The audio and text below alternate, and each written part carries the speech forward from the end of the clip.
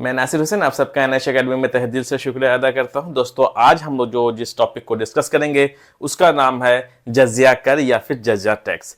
इस टॉपिक से लगभग कई सारे एग्जाम्स में पूछे जाते हैं कि कहां पर कौन सा शासक ने जजिया कर को हटाया और कौन सा शासक ने कहां पर कौन सा मतलब जजिया कर है उसने लगाया। तो उसी से रिलेटेड जितने जो सवाल एग्जाम में आ सकता है, जो चांसेस हैं कि इस टॉपिक से जहां पर जो क्वेश्चन आ सकता है, मैं उन सबको मद्देनजर मैप के जरिए से मैं रखा हूं। सो गाइस, अब मैं शुरू करता हूं। सबसे पहले यह है कि जजिया कर क्या होता है, पहले यह है कि जजिया टैक्स क्या होता है। तो मैं आपको बता दूं, जितने भी गैर मुस्लिम्स होते थे किसी भी मुस्लिम राज्य में, तो उन गैर मुस्लिम्स को एक टैक्स दिया जाता था, तो उसी का नाम जजिया कर या फिर जजिया टैक्स कहलाता था।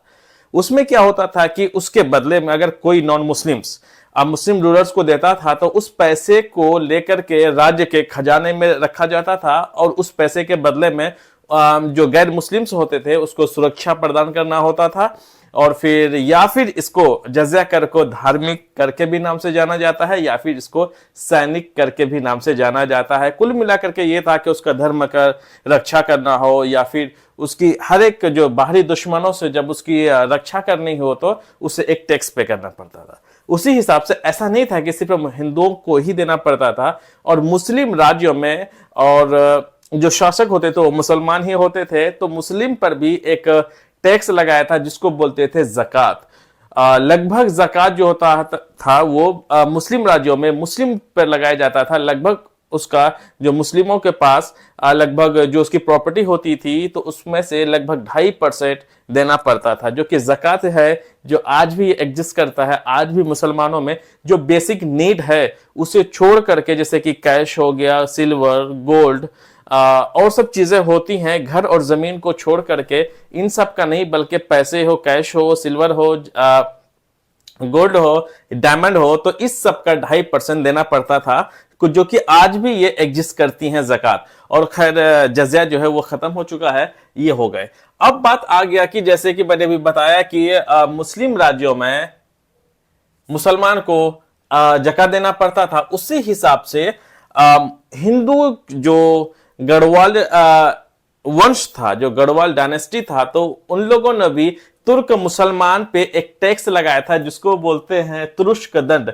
ये गढ़वाल जो वंशज है उसने लगाया था मुसलमानों पे। खास करके तुरुष्क दंड से नाम भी पता चल रहा है कि तुर्किश मुसलमानों पर यह लगाया गया था, ताकि कि जो मुसलमान रहेंगे वहां पर उसको तुरुष्क दंड जैसे टैक्स देना पड़े। अब आगे चलते हैं कि जजिया कर क्यों लगाया जाता था। तो पहली बात मैंने भी बता भी दिया कि संरक्षण या फिर सुरक्षा प्रदान करने के लिए लगाया जाता था। यह गैर मुस्लिमों पर लगाया जाता था मुस्लिम शासक द्वारा। इस बात को आपको याद रखना है। अब यह जाते हैं कि जजिया कर को कहीं सैनिक कर या फिर धार्मिक कर के भी नाम से जाना जाता है। अब ये देख लेते हैं कि ये जो जजिया कर था, ऐसा नहीं था कि सबके लिए सेमी था या फिर सब पे सारे गैर मुस्लिमों पर लगाया जाता था। गैर मुस्लिम जैसे हिंदू रहते थे और सिख थे, उसके बाद जैन लोग थे, बौद्ध धर्म थे, इन सब पर लगाया जाता था। तो जैसे कि जजिया कर को अगर हम लोग देखें तो लगभग 3 वर्गों में बांटा गया है। पहला है अमीरों। अमीरों में होता था क्या कि जो अमीर लोग होते थे उसको 40% देना पड़ता था, और मध्य वर्ग को 20% और सामान्य या फिर कह सकते हैं कि जो लोअर कैटेगरी के जो लोग होते थे उसको 10% देना पड़ता था। हर एक प्रत्येक व्यक्ति को प्रति वर्ष, मतलब एक साल में एक आदमी को, अमीरों को 40%, मध्य वर्ग को 20% और साथ में जो है सामान्य वर्ग के जो लोग होते थे उसको 10% हर व्यक्ति को हर साल देना पड़ता था। लेकिन ऐसा नहीं था कि जितने भी गैर मुस्लिम थे सब पर ही लगता था, ऐसा नहीं है। इन सब से कौन कौन लोग थे जिसको इससे मुक्त थे, मतलब ये हो गया कि ऐसे लोग जिसको कर, जो जजिया कर है उसको नहीं देना पड़ता था। जैसे बच्चे को, स्त्री, सैनिक, साधु, सन्यासी या फिर पुरोहित जिसे ट्रैवलर बोलते हैं, और भिक्षुक जो भिक्षा मांगने वाले हैं, इन सब को ऐसा कर से उसको मुक्त कर दिया गया था। इन सबको ऐसा टैक्स नहीं देना पड़ता था। अब आगे सवाल यह है, नेक्स्ट सवाल, कि जजिया कर से संबंधित शासक, जो कि ज्यादातर जो एग्जाम्स में क्वेश्चन जो है यहीं से बनता है, हम लोग देखते हैं। सबसे पहले यह था कि सिंध के देवल में मोहम्मद बिन कासिम जो लगभग 711 में जब अटैक किया था सिंध पर, जब उसकी रूल अपने जब उसने पूरी तरीका से जब अपना जो शासन को फैला दिया था, तभी उसने जजिया कर को लगाना शुरू कर दिया था। लेकिन उस टाइम पर ये इतना ज्यादा एडवांस या फिर कह सकते बहुत पूरी तरीका से इंप्लीमेंट नहीं किया गया था। लेकिन जो दिल्ली की अगर मैं बात करूं को जो बेहतर ढंग से थोड़े बहुत अगर किसी ने अच्छे ढंग से अगर किसी ने शुरुआत में अगर जजिया कर को लगाना शुरू किया तो वो किया दिल्ली में किया था कुतुबुद्दीन ऐबक। जरा इसको समझ लेते हैं मैप को। ये रहा वो सिंध का हिस्सा, एक देवल है यहां पर, लगभग इसी जगह पर देवल है। यहीं पर मोहम्मद बिन कासिम जो 711 में जो अटैक किया था, यहीं से इसने लगाना शुरू कर दिया था। अब आ जाते हैं दिल्ली में कुतुबुद्दीन ऐबक, ये दिल्ली है। यहां पर कुतुबुद्दीन ऐबक ने सबसे पहले नॉर्थ इंडिया में या फिर इस वाले हिस्से में अगर किसी ने जजिया कर अगर पहले लगाया था, कुतुबुद्दीन ऐबक ने लगाया था। फिर दिल्ली में ही लगाया था फिरोज शाह तुगलक, जो कि भूराजस्व से इसे अलग करके एक अलग टैक्स लगा दिया गया था। यही फिरोज शाह तुगलक है जहां पर लिखा हुआ कि साधु में जो है ये अब पुजारी भी आते हैं और ब्राह्मण्स भी आते हैं। तो फिरोज शाह तुगलक एक ऐसा पहला शासक था जो कि ब्राह्मणों पर भी जजिया कर लगाया गया था। लेकिन जो फिरोज शाह ने जब ब्राह्मणों पर जब लगाया गया तो जो ब्राह्मणों का जो जजिया कर का जो हिस्सा बनता था, आम लोगों ने कंट्रीब्यूट करना शुरू कर दिया कि अब पंडित जी नहीं देंगे, बल्कि आम लोग जो है उसके बदले के थोड़े थोड़े करके ब्राह्मणों के बदले जो है वो जजिया कर दिए थे। ऐसा था दिल्ली में खास कर।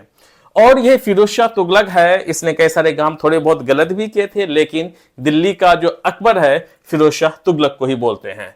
और भू राज्य से अलग करना जो श्रेय है वो किसको जाता है? फिरोज शाह तुगलक को भी जाता है। सवाल यहीं से पूछता है। और देख ले बहमनी शासक अगर देख लें, साउथ में था बहमनी साम्राज्य, लगभग यहां पर एक शासक था जिसका नाम है अलाउद्दीन हसन। ऐसा पहला मुस्लिम शासक था जो कि जजिया कर को नहीं लगाया था। इस बात को आपने याद रखना है कि बहमनी शासक में एक ऐसा मुस्लिम शासक था जो कि ब्राह्मणों पर क्या या फिर किसी पर भी ये जजिया कर को नहीं लगाया गया था। इस बात को आपने याद रखना है। कश्मीर की अगर मैं बात करूं तो ये रहा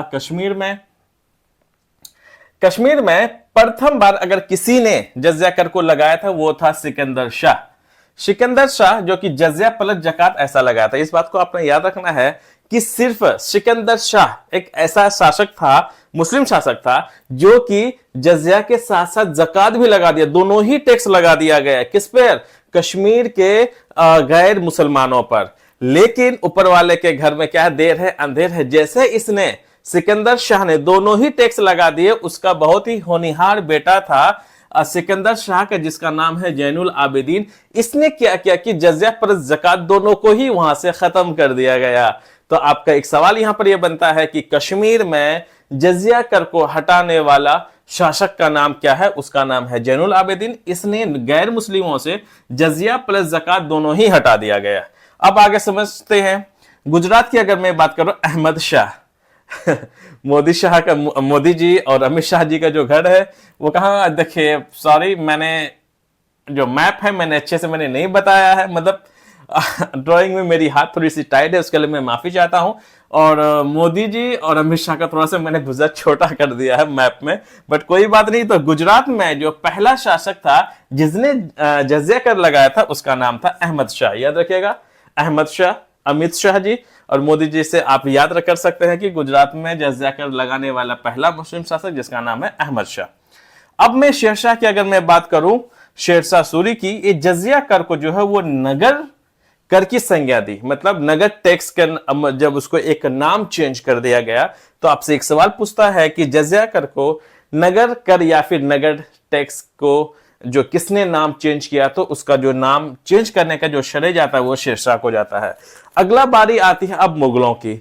मुगलों में से जो सबसे पहला रूलर था, शासक था जिसने जजिया कर को हटाया, उसका नाम है शहंशाह जलालुद्दीन मोहम्मद अकबर। शहंशाह जलालुद्दीन मोहम्मद अकबर 1564 में ये जजिया कर को हटा देते हैं। लेकिन फिर कोई ऐसी स्थिति बन जाती है तो उसने 1575 में फिर जजिया कर को जो है वो लगा दिया जाता है गैर मुसलमानों पर। फिर लास्ट में 1579 में तो ये क्या करते हैं कि ये जजिया कर को परमानेंटली जो मुगलों में है ये खत्म कर दिया जाता है। इस बात को आपने याद रखना है। फिर मुगलों का अगला शासक आता है औरंगजेब। औरंगजेब क्या करते हैं 1679 में लगभग 100 साल के बाद ये फिर से जजिया कर लगा दिया जाता है। इस बात को आपने याद रखना है। फिर मुगलों में आता है जहांदार शाह।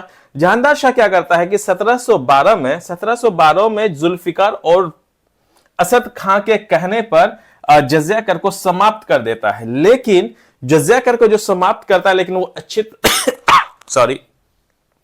अच्छे ढंग से नहीं समाप्त कर पाता है। तो फिर अगला जो मुगल का शासक बनता है वो रहता है फर्रुखशियर। फर्रुखशियर क्या करता है 1713 में इसे खत्म कर देता है। लेकिन फिर बाद में इसे 1717 में फिर से लागू कर देता है। यस को आपको याद रखना है कि फर्रुखशियर ही एक ऐसा शासक था जिसने सबसे पहले जजिया कर को समाप्त किया, फिर उसने ही जजिया कर को फिर से लागू करना शुरू कर दिया। इस बात को आपने याद रखना है। और आखिर में जो हमेशा के लिए जो जजिया कर खत्म हो गया, तो जजिया कर जो खत्म हो गया वो हो गया मुगलों का एक शासक था जिसका नाम था मोहम्मद शाह। याद रखना है मोहम्मद शाह, जो कि 1720 में हमेशा के लिए जय सिंह के कहने पर जजिया कर को समाप्त कर दिया गया। लेकिन मुसलमानों में जो जकात है वो आज भी एग्जिस्ट करता है। अपने जो इनकम है, जो पैसे हैं, जो उसके पास दौलत है, उसका लगभग 2.5% आज भी अदा करना पड़ता है। सो गाइस, ये वीडियो आपको कैसे लगी? अब लाइक, शेयर और सब्सक्राइब कर दीजिए चैनल को।